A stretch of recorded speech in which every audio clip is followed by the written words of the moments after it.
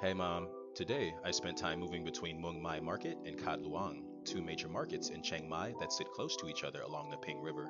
And the experience deepened my understanding of how the city actually sustains itself. These markets are not just places where people shop. They're functional systems where Northern Thai supply chains, local transportation methods, and real-time logistics converge in full view. Walking through them shifted my perspective from seeing markets as cultural backdrops to recognizing them as essential infrastructure that quietly supports daily life in Chiang Mai. One of the most immediate lessons came from observing Northern Thai supply chains operating at a regional scale. Much of what fills Mung Mai clearly originates from surrounding farms and mountain communities rather than distant industrial sources. The fruits on display, mangosteen, lychee, rambutan, mangoes, dragon fruit, and durian, reflect what grows well in the north and what is currently in season. This reinforces how closely Chiang Mai's markets are tied to local geography and climate. Instead of relying on long-distance imports or extended cold storage, these markets depend on short travel distances and fast turnover.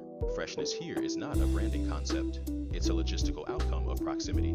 The city's relationship with nearby rural areas becomes tangible when you realize that urban consumption is directly supported by regional agricultural rhythms. Kad Luang expands this picture further by showing how raw goods, processed foods, and household items move through the same regional network. Dried fruits, spices, packaged goods, and street food all represent different stages of that same supply chain. Some items are sold almost immediately after arrival, while others are preserved to extend their lifespan. Together, the two markets show how Chiang Mai balances immediacy and storage without fully industrializing the process. The result is a system that remains flexible, seasonal, and rooted in local production rather than standardized global supply chains. Transportation and last-mile logistics were impossible to ignore. Scooters loaded with crates, small trucks navigating tight spaces, and vendors coordinating deliveries all point to a logistics model designed specifically for Chiang Mai's density and street layout. These markets don't rely on large freight vehicles or centralized distribution centers.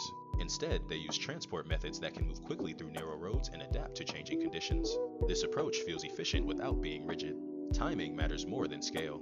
Deliveries seem carefully aligned with traffic patterns, heat, and peak selling hours, showing how logistics here are shaped by lived experience rather than abstract optimization. What tied everything together was seeing how these markets function as real-time supply chain classrooms. Every role is visible. Growers, transporters, unloaders, sellers, and customers all interacting within the same space.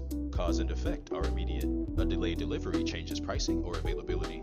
A busy morning reshapes stall layouts. Adaptation happens on the spot. This makes the supply chain feel human-scaled and resilient. It's not optimized for maximum efficiency on paper, but for reliability in real conditions. Seeing all of this unfold in real time made it clear that these markets are not just cultural spaces or economic centers. They're the backbone that quietly keeps Chiang Mai functioning every single day. I ate beef noodle soup and an iced green tea latte, and that was it for my day. Okay, love you. Bye.